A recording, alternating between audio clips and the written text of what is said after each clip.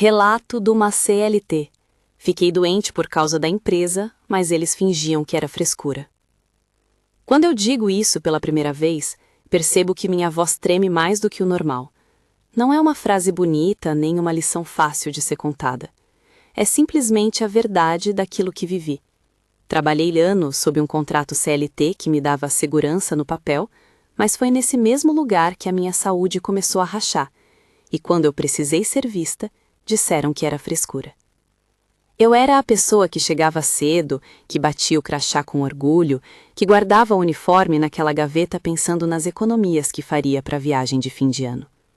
Tinha 34 anos quando entrei naquele setor de operações, e para mim era tudo: estabilidade, plano de carreira, plano de saúde que parecia uma capa protetora contra os choques da vida. Lembro do primeiro dia como se fosse filme. O cartão de acesso apertando no bolso, o som do meu salto no corredor do prédio, o cheiro de café fresco na copa. Sentei na minha bancada, organizei a caneca com o meu nome, pendurei o crachá no cordão e pensei: aqui eu fico. Tinha plano simples: pagar as contas em dia, fazer um curso à noite, enviar dinheiro para os pais. No começo, tudo era energia e entrega. Eu dava conta das metas, das planilhas, dos relatórios. Fazia questão de almoçar rápido para não atrasar entregas. Tomava café direto da máquina para acompanhar o ritmo. Havia orgulho nisso e também uma crença: se eu trabalhasse bem, seria reconhecida. Talvez essa crença tenha sido a armadura que me deixou vulnerável. Talvez eu mesma tivesse reforçada cada vez que ignorei uma dorzinha, uma noite mal dormida, um sinal de que algo não estava bem. A rotina era feita de pequenos detalhes que juntos foram minando meu corpo. A cadeira era velha, o encosto reclamava rangendo, o monitor estava meio baixo e eu inclinava o pescoço para acompanhar as planilhas. As luzes fluorescentes eram constantes, uma clareira branca que não coincidia com o ciclo natural do meu corpo. As demandas de volume aumentavam. Feche essa meta até sexta. Temos um cliente grande, segurem as entregas. Não podemos atrasar. Eu comia pelas bordas da mesa, engolia o lanche e olhava para o relógio, contando os minutos até o fim do expediente. Aos poucos, a exaustão virou rotina, e a rotina virou desculpa. Os primeiros sintomas apareceram como cochichos, uma sensação de cansaço que não passava mesmo depois de dormir, uma dor nas costas que parecia punir horas na mesma posição, noites em que eu girava na cama como se o travesseiro fosse um enigma. Com o tempo, vieram outros sinais: palpitações nos momentos de pressão, ansiedade que apertava o peito sem motivo aparente, uma sensibilidade que me fez perder o apetite. Pensava: é só uma fase, é só um final de mês difícil. Ainda assim, comecei a anotar no meu caderno as noites mal dormidas, as dores que acordavam com o meu corpo às 5 da manhã, os sintomas que apareciam nas tardes de reunião. A primeira vez que falei com a minha líder sobre isso foi com a voz baixa, pedindo compreensão. Ela olhou para mim por alguns segundos que pareceram longos demais, pegou a caneca de café e evitou acolher. Faz um atestado, se for o caso. Foi a resposta atônita, sem acompanhar gesto de quem entende, mas com a mesma pressa de sempre. Eu saí do encontro com a sensação de ter pedido licença para ser humana. No corredor, ouvi um colega dizer: ela sempre foi sensível, né? E ri por fora, mas por dentro senti uma pontada de vergonha. A sensação de exposição cresceu. Eu estava pela primeira vez vulnerável dentro daquele lugar que sempre me prometera proteção. Quando busquei atendimento médico foi por insistência da minha mãe e de uma amiga que me viu desabar uma tarde. O médico foi direto. Precisava de exames, repouso relativo, avaliação de estresse e uma conversa franca sobre ergonomia. Ele me falou com calma sobre como atividades repetitivas, pressão contínua e ambientes com iluminação inadequada podem agravar problemas físicos e mentais. Saí do consultório com um atestado que me dava alguns dias. Era pouco, eu sabia, mas era um começo, e eu, que sempre valorizei o papel da medicina como um reconhecimento da dor, achei que bastaria apresentar o documento para que a empresa entendesse. Na hora de entregar o atestado, o RH perguntou se eu tinha o exame, se realmente precisava ficar em casa. O gerente recebeu o documento com uma expressão de quem faz um favor condescendente. Se for algo sério, vamos ajustar, mas não podemos perder ritmo, ele declarou. Na reunião seguinte, alguém comentou à toa: essa semana teve muito atestado, hein? A velocidade com que minha dor virou tema de corredor me envergonhou. Os olhares, as conversas sussurradas, os memes que começaram a circular em grupos fechados, pequenos cortes que foram me ferindo de dentro. Disseram que era frescura. As palavras saíram como se fossem vento. O que mais me machucou não foi a ausência de empatia, isso eu já esperava, mas o desdém com que rotularam a minha dor. Frescura, preguiça, drama. Comentários aparentemente inofensivos, mas que me transformaram em exemplo do que não se devia ser. Frágil, incapaz, dispensável.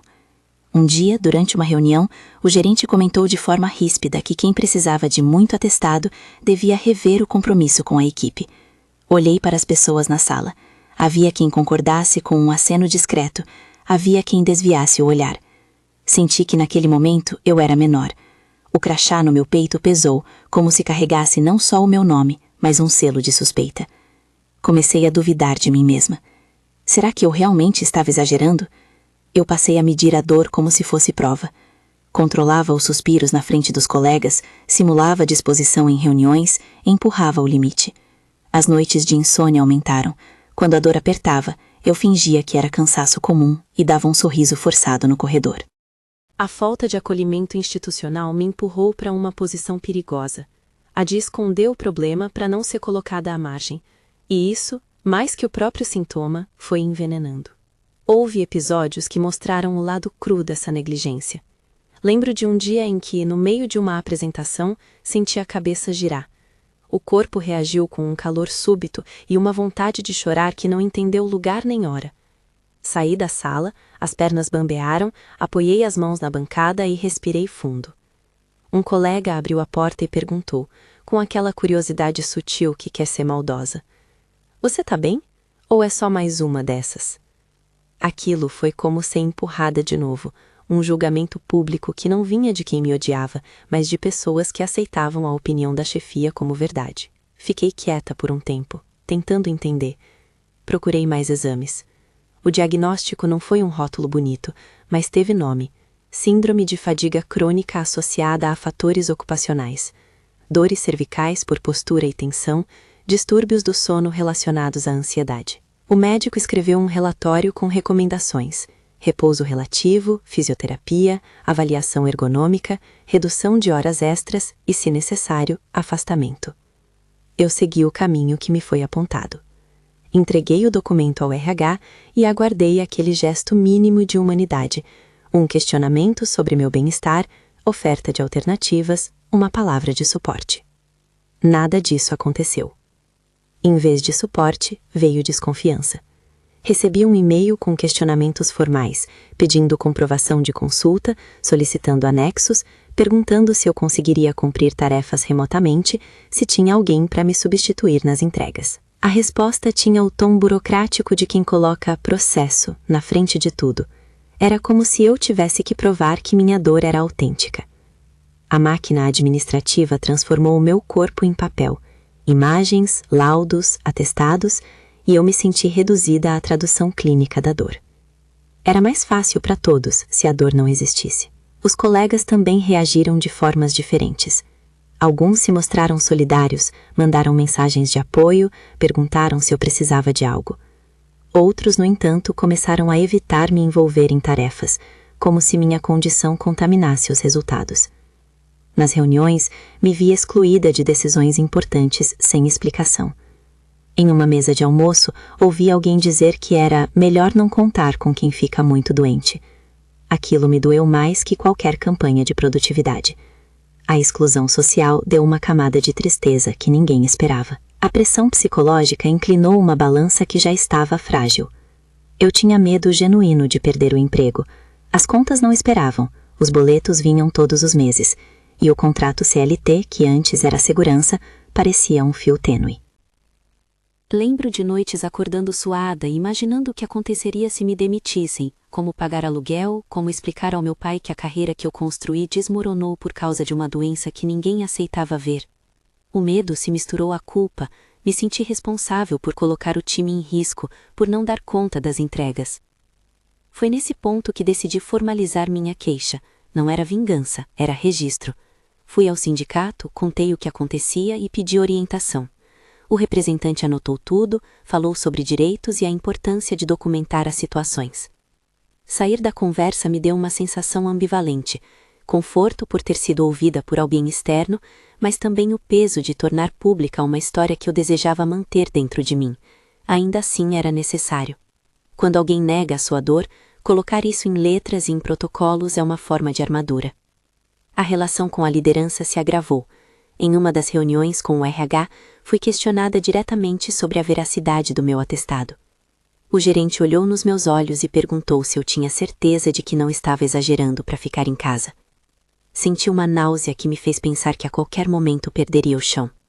Minha voz saiu com calma contida, explicando o que o médico havia dito, o tratamento que me indicaram e a necessidade de cumprir aquele período de descanso. Ele disse com um tom que misturava cansaço e reprovação que a empresa precisava manter entregas e que não poderia autorizar ausência sem garantir cobertura. Entendemos, mas não podemos abrir precedentes, falou ele, como se a minha existência fosse um risco coletivo. Chegou um dia em que a situação me esgotou por completo. Eu vinha de uma sequência de noites ruins, tinha tentado voltar a trabalhar sem conseguir fazer metade das tarefas e ainda assim ouvi comentários sobre desempenho. Naquele dia fui chamada para uma reunião rápida, a famosa reunião que todos temem, e me deparei com o gerente e uma pessoa do RH. Eles tinham uma lista de ocorrências, datas em que estive ausente, anotações sobre atrasos. No final veio a acusação implícita. É preciso ter compromisso. Eu tentei explicar que estava em tratamento, que eu não estava querendo me esquivar, que havia provas médicas. A resposta foi um olhar que pesou mais que qualquer argumento. Temos que considerar a equipe. Essa sensação de ser trocada pela equipe é uma experiência comum em ambientes que priorizam resultado acima de pessoa. Ali percebi que minha história, que antes era motivo de orgulho, havia se transformado em uma conta a ser cobrada. Comecei a pensar em todas as pequenas escolhas que me trouxeram até ali. Aceitar horas extras, dizer sim quando queria dizer não, acreditar que dedicação cega seria recompensada. Em casa, a conversa era outra. Meu companheiro me viu desabar uma tarde e me segurou como se eu fosse uma criança. Você não pode continuar assim, disse com a voz embargada. Minha mãe me telefonava e oferecia comida pronta. A avó ligava com conselhos simples. Descansa, filha. E meu irmão pesquisava advogados, palpites e possibilidades. O apoio familiar foi o que manteve minha sanidade. Ainda assim, havia vergonha de falar abertamente sobre o que se chamava de frescura. Em jantares eu fazia gracejos sobre estar dramática, como se ao rir fosse capaz de proteger os outros do desconforto de confrontar a dor dela. A economia afetava cada decisão. Pensava em como seria levantar para ir ao médico, arrastar-me para um exame que consumiria horas do meu dia e que talvez me custasse financeiramente. A segurança do salário me amarrava. Em muitas noites, cheguei a considerar retornar ao trabalho antes de estar melhor, acreditando que assim poderia evitar problemas maiores. O dilema entre saúde e sustento é um nó que aperta. Escolher a própria vida é também escolher o risco de perder o que mantém a vida material. É uma equação cruel. Apesar das dificuldades, houve momentos de solidariedade que me deram ânimo. Uma colega que, discretamente, deixou uma mensagem oferecendo ajuda com algumas tarefas. Um médico que insistiu para que eu não voltasse antes do tempo. Um amigo que apareceu no fim de tarde com um chá e palavras que não tentavam consertar nada, apenas escutar. Essas pequenas redes me lembraram que a minha história não estava isolada. Havia outras pessoas que clandestinamente compreendiam o que eu vivia. Mas a empresa, como entidade, seguiu impessoal. Havia protocolos, formulários e uma mentalidade que via o humano como variável a ser administrada. Era fácil para eles classificar dor como frescura, porque essa classificação permitia manter ordem e ritmo. Desse modo, quem sofria tinha que provar, argumentar, entrar em um circuito que cansava mais que a própria doença. E toda essa burocracia era em si uma forma de negligência, transformar a pedido de cuidado em um problema operacional. Chegou a um ponto em que precisei decidir, insistir em trabalhar e arriscar a piora, ou aceitar o afastamento e lidar com as consequências que viriam. Fui ao médico novamente. Ele olhou para mim como quem vê as marcas que o tempo deixou no corpo. Fez mais exames, explicou o que os resultados queriam dizer e me indicou um período de afastamento maior. Você precisa cuidar disso agora, antes que seja irreversível, falou. Essas palavras, que deveriam soar como alívio, vieram com um peso. Afastamento. Uma palavra que parecia abrir mão de algo que eu tanto lutei para manter. Quando levei o novo atestado à empresa, senti o clima mudar imediatamente. O documento caiu na mão do RH como se fosse algo que queimasse. Pediu-se prova adicional, justificativas, datas alternativas. Uma sensação de estar sendo investigada me invadiu. Eu, que até então confiava na estrutura do trabalho, comecei a ver o funcionamento interno como tribunal. Pediram-me que esclarecesse horários, atividades, tudo como se minha dor precisasse ser demolida para que pudessem acreditar nela. Foi então que naquela manhã chuvosa recebi a convocação para uma reunião que terminou me deixando sem fôlego. Havia na mesa uma cópia do meu histórico de atestados, anotações de performance, e uma chefe com uma expressão que eu reconheci agora como a de alguém que se sentia encurralado pela necessidade de manter padrões. A reunião foi pontuada por silêncios desconfortáveis, e em certo momento uma pergunta crua. Você tem certeza de que não está se valendo disso para conseguir privilégios? Alguém riu de leve.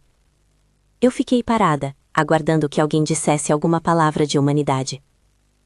Não houve. Saí dessa reunião mais fraca do que entrei. Lembro que no caminho até o carro contei os passos e chorei em bicas, sem máscara. Naquele dia a frase ecoou como uma campainha. Frescura. Era como se o rótulo tivesse ganhado vida própria e agora morasse dentro de mim. Por dentro tive vontade de provar o contrário. Por fora encontrei uma força pequena e persistente que me fez ir até o médico outra vez, continuar o tratamento e, com as mãos trêmulas, procurar apoio legal e sindical. Quando finalmente decidi afastar-me, a sensação foi agridoce. Eu senti um alívio por obedecer a um corpo que clamava por descanso, e ao mesmo tempo uma angústia profunda por abandonar temporariamente o espaço que me dava identidade. O processo não foi simples. A empresa questionou a duração, pediu perícia, e eu me vi obrigada a repetir provas de que aquela dor era real. Em conversas entre colegas, houve versões truncadas sobre minha conduta, rumores que transformavam a minha doença numa narrativa estigmatizada. Senti a perda de contato gradual. Convites para reuniões diminuíram, mensagens de trabalho se tornaram mais frias. A família, porém, se manteve presente. Minha mãe cuidava da casa, meu parceiro buscava remédios e passava horas ao meu lado sem pressa. Houve dias de chuva em que eu olhava para o teto e me permitia chorar sem culpa. A terapia me ajudou a reconstruir a narrativa de mim mesma. Não sou fraqueza, sou pessoa com limites. A fisioterapia devolveu movimentos que eu julgava perdidos. Mas a recuperação não foi linear. Havia regressões, dias em que me via com medo do retorno ao trabalho e da possibilidade de reviver as mesmas humilhações. Apesar de tudo, algo começou a surgir dentro de mim. Um sentimento de que minha experiência poderia servir para alertar outras pessoas. A raiva, que no começo era apenas um fogo que me consumia, foi se transformando em combustível para falar. Pensei em contar minha história, em conversar com colegas, em participar de grupos de apoio. Sentia que havia um fio que ligava muitos relatos que eu ouvi: invisibilidade da dor, pressão por produtividade, rotulação como frescura. Era um padrão que merecia ser exposto. Neste momento, quando eu começo a desfiar essas experiências em busca de sentido, a narrativa ainda não está encerrada. Os processos com a empresa seguem. Há cartas, contra-ofertas, conversas que se prolongam. E entre idas e vindas do que se chama formalidade, resta a pergunta que me move: como transformar essa ferida em um caminho de cuidado para outras pessoas? Como garantir que a palavra frescura não mais sirva para calar quem precisa de ajuda? Foi nesse fim de trecho que pensei pela primeira vez em contar tudo. Não para punir, mas para alertar. Para que quem assista a esta história reconheça sinais que eu demorei a ver. Para que entenda que a CLT no papel não garante sempre o acolhimento no dia a dia. E para que ninguém aceite a ideia de que pedir cuidado é sinônimo de fraqueza. Se você já passou por algo parecido, comenta aqui: eu vivi. Vamos criar uma corrente de apoio. Mas ainda há riscos à frente. Reuniões que anunciam possíveis medidas, a dúvida sobre a manutenção do emprego, e a sensação de que meu corpo ainda é alvo de suspeita. A história que eu conto agora chega até um ponto de incerteza, e é exatamente aí que a vida me obriga a escolher. Eu poderia esperar, retraída, que a situação se resolva sozinha, poderia ceder à pressão e voltar antes de estar restaurada, ou poderia manter a decisão de cuidar, mesmo que isso signifique enfrentar a máquina empresarial. Na manhã em que decidi ir até o sindicato para protocolar formalmente o que vivia, houve um episódio que cristalizou tudo o que eu vinha sentindo. Fui ao escritório pegar alguns pertences pessoais, uma tentativa de retomar o que me pertencia e entender se muitos dos meus vínculos profissionais ainda existiam. Entrei no prédio e o corredor cheirou a café e tinta de notícia. As mesmas sensações do primeiro dia, mas agora com uma trama diferente. O crachá passou no leitor, o elevador buzinados me levou até a minha antiga sala e eu vi o reflexo do meu rosto na porta envidraçada. A sensação foi estranha. Era como se camadas de mim estivessem lado a lado. A mulher que chegou cheia de planos e a mulher que ali estava, marcada por dor e resistência. Ao abrir a gaveta, encontrei bilhetes antigos, uma foto do time, um marcador de livro que alguém havia deixado. Tudo estava como deixara, exceto pelo silêncio ao redor. Havia uma distância nova entre mim e o espaço. E foi nesse instante que eu vi, como se ecoasse nos corredores, a mesma voz de sempre. Você precisa render mais. Não havia ninguém ali falando. Era apenas a memória do Tom. Saí carregando uma caixa pequena, com a sensação de que levava também toda uma história que precisava ser contada. Na rua, o ar parecia mais pesado. A chuva fina lavava a cidade e eu sentia o peso do que viria depois. A demanda de explicar aquela caixa para amigos, familiares e, quem sabe, para a empresa. Era um peso bom e ruim ao mesmo tempo. Eu sabia que não poderia mais permanecer calada, que a minha saúde valia mais do que qualquer plano de carreira. Porém, também sabia que o caminho adiante seria árduo. Ainda havia reuniões para marcar, comunicações formais a serem feitas e aquela sensação persistente de ter que provar que minha dor era real. E então veio a proposta que mudou o tom das conversas internas. Uma reunião de conciliação informal sugerida pela própria chefia. Uma chance apresentada como alternativa para evitar processos e desgastes. Era a oportunidade que eu buscava para ser ouvida e, ao mesmo tempo, uma armadilha de exposição. O convite era frio e oficial, mas continha entre linhas a promessa de encerramento. Eu fiquei em silêncio por um tempo. Aceitar significava confiar em estruturas que até então não me escutaram de verdade. Recusar significava subir um degrau que poderia me custar a estabilidade. Na véspera da reunião, passei longas horas refletindo e anotando pontos que queria levantar. Queria falar sobre a ergonomia negligenciada, sobre as noites em claro, sobre a sensação de ter sido rotulada e como isso afetou minha recuperação. Também queria pedir medidas concretas, ajuste de cadeira, avaliação do posto de trabalho, horários flexíveis ao retornar. E havia ainda o medo de que tudo aquilo virasse apenas palavra para a ata de reunião, sem mudanças reais. No dia seguinte, quando entrei na sala de reunião, fui recebida com sorrisos medidos. Havia uma mesa longa, cadeiras, um café que ninguém tocou. Os olhares iam e vinham, como se pesassem coisas alheias. O gerente iniciou com frases de lugar comum sobre zelo pela equipe e preocupação com o bem-estar. Mas quando comecei a falar, descrevendo a sequência de eventos, a postura mudou. Em certo momento, alguém interrompeu com a frase que eu já conhecia demais. Será que não é exagero? Às vezes precisamos ser mais resilientes. Foi como se tivessem tirado um pano sobre minha experiência e a colocado numa vitrine para análise. Respirei, contei tudo com detalhes, as noites sem dormir, a dor física, a vergonha de ouvir frescura, e propus medidas objetivas para evitar que outros colegas pensassem pelo mesmo. Falei também sobre o preço psicológico de ser desacreditada. Eles ouviram, anotaram e prometeram avaliar. No final, ofereceram uma espécie de acordo, retorno condicionado a avaliações periódicas e um acompanhamento inicial. Parecia um avanço, mas havia algo em mim que desconfiava, se isso seria realmente implementado ou apenas uma forma de encobrir o problema. Saí da reunião com sentimentos contraditórios. Havia alívio por ter falado, mas também o receio de que aquilo não passasse de um remendo. A verdade é que eu me sentia, mais do que nunca, na corda bamba, entre a necessidade de cuidar de mim e a necessidade de manter o sustento.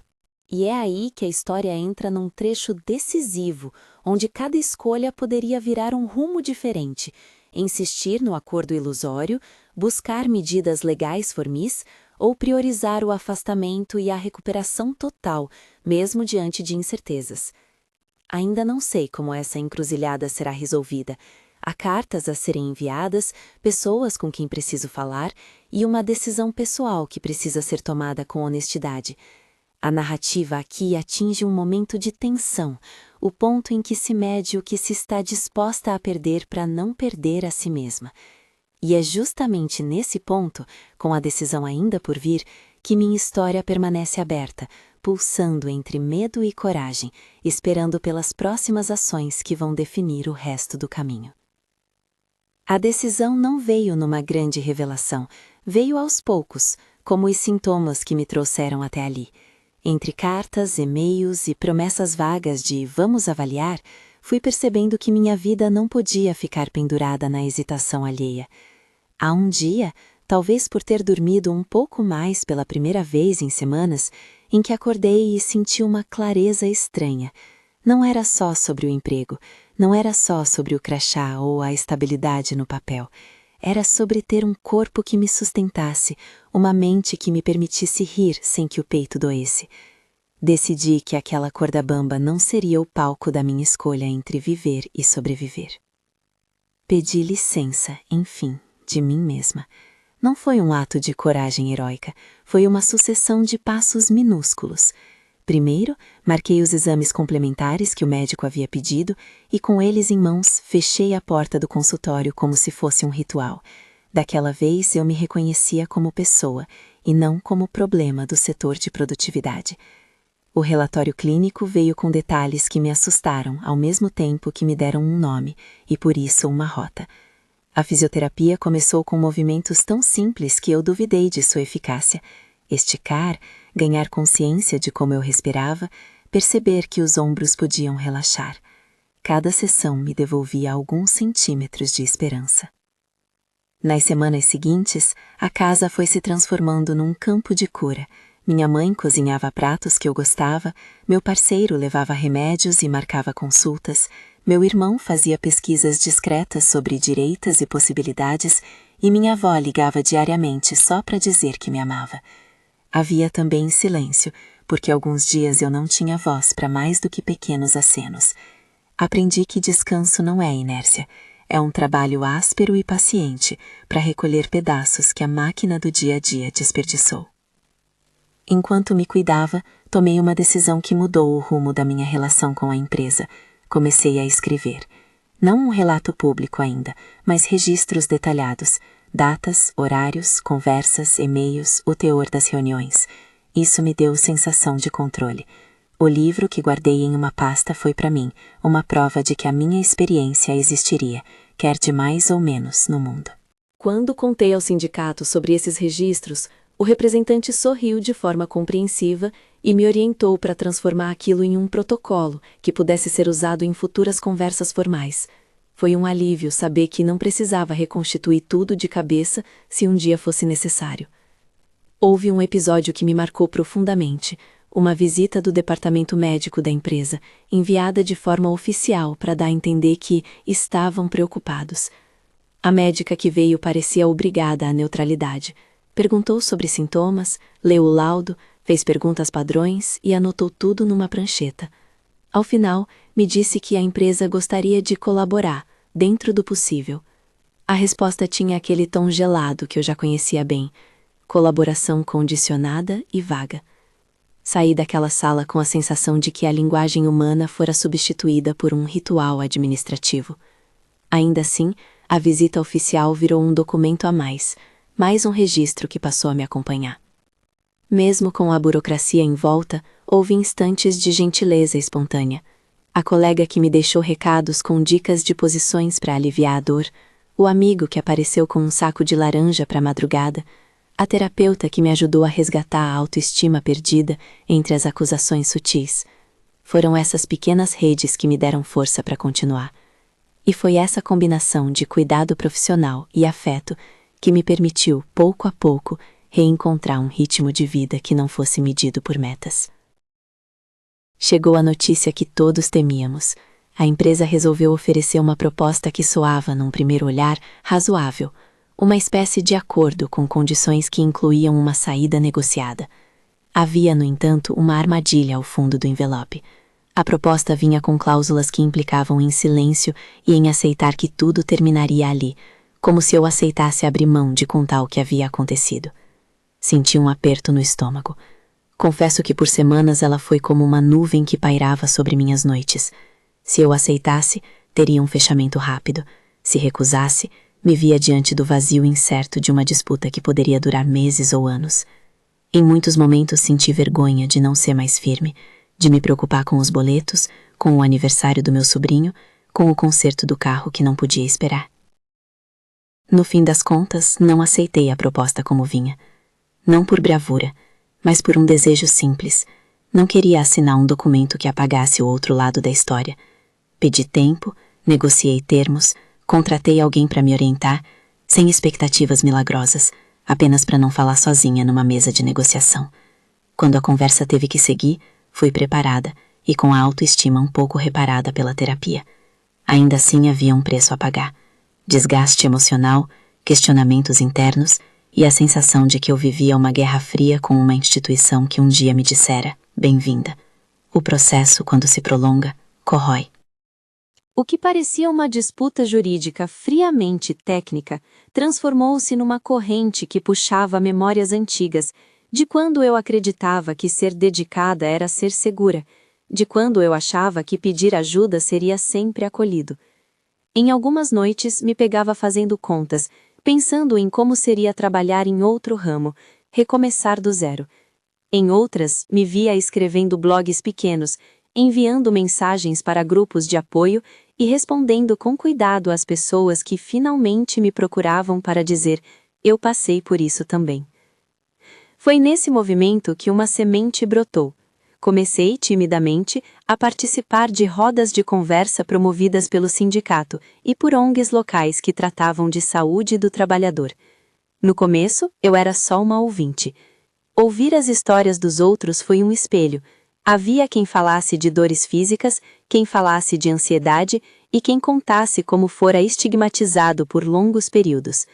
Havia também relatos de pequenas vitórias, empresas que começaram a adaptar cadeiras, colegas que ouviram e mudaram a postura.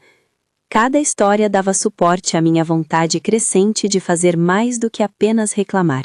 Queria construir espaço onde as pessoas não fossem reduzidas à frescura. A primeira vez que contei minha história em público foi num encontro modesto, numa sala de centro comunitário. Fiquei nervosa, senti as mãos suadas, a respiração curta.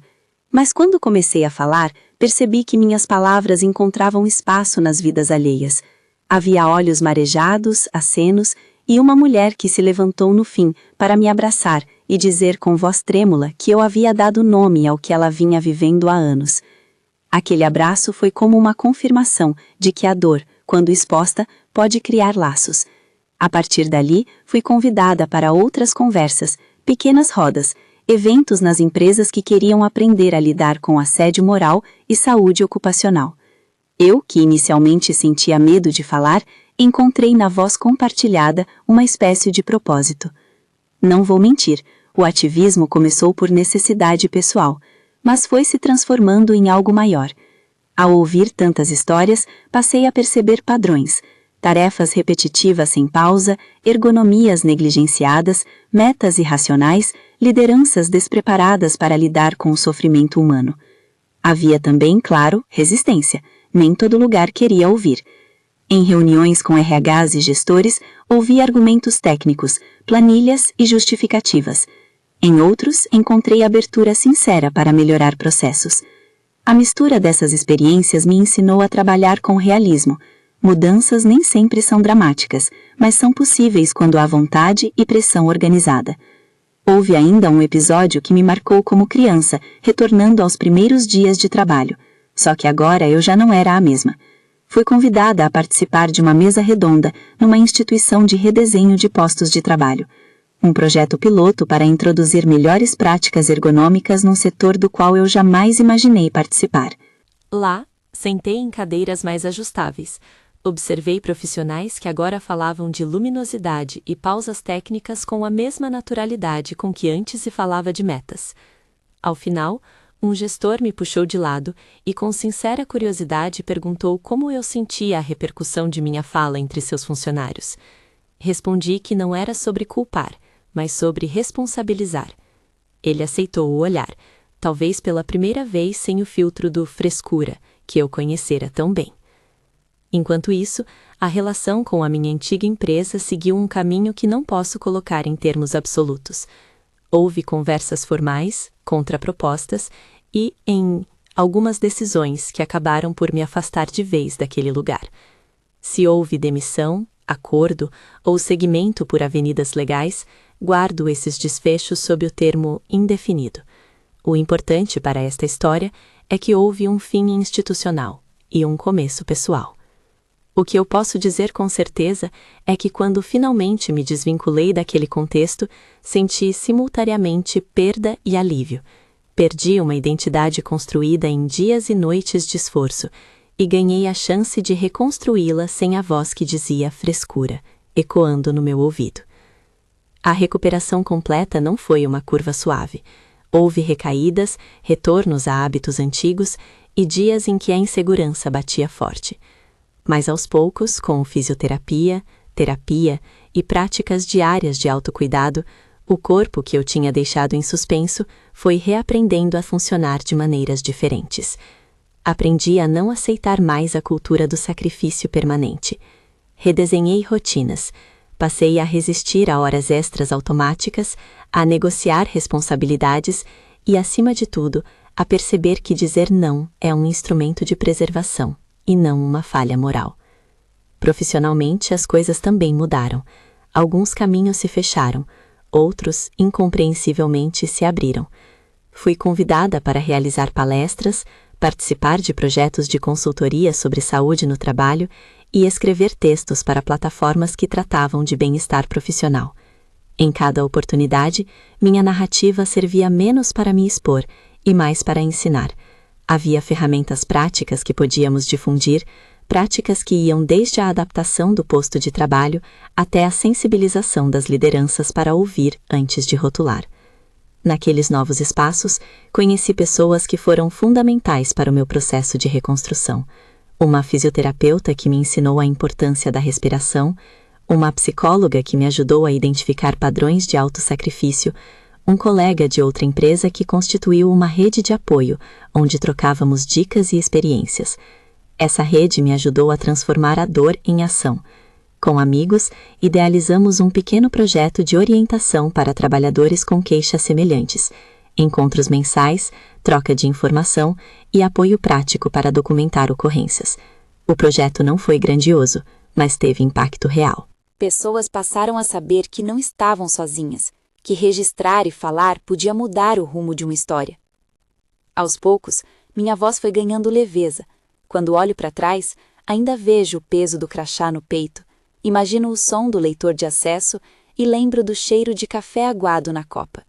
São memórias que, embora dolorosas, não me definem mais por inteiro. Hoje, ao caminhar por ruas batizadas por dias mais livres, percebo que o passado me deu ferramentas para proteger outras pessoas. Há dias em que recebo mensagens de desconhecidos agradecendo por ter contado. Em outras, a rejeição ainda aparece. Há sempre quem diga que fui exagerada, que o mercado exige sacrifícios. Essas vozes existem, e eu aprendi a responder com um princípio simples.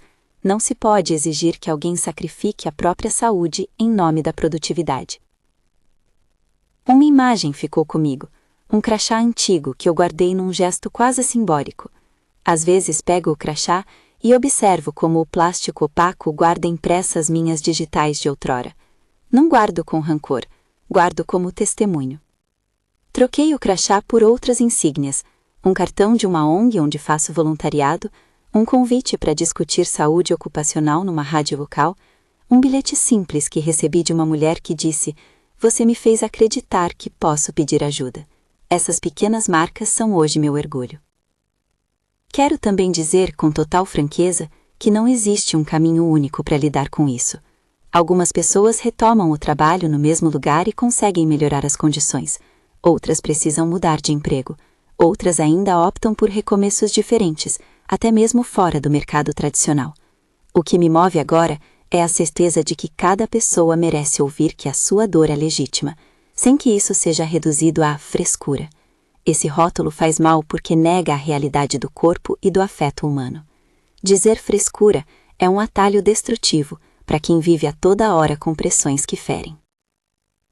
Ao ajudar outras pessoas, aprendi a importância de passos concretos, documentar sintomas e atestados, procurar médicos especialistas, registrar conversas com a liderança, procurar o sindicato ou representantes de confiança. Mas lembro também de que cada caso tem seu caminho. Não se trata de ditar um roteiro, mas de oferecer opções e se cercar de apoio profissional. A rede que construí com colegas e parceiros se tornou um canal onde orientamos, escutamos e empoderamos uns aos outros. Ainda há dias em que a palavra frescura me visita. Aparece numa lembrança, num comentário aleatório, num grupo de trabalho quando se fala de produtividade.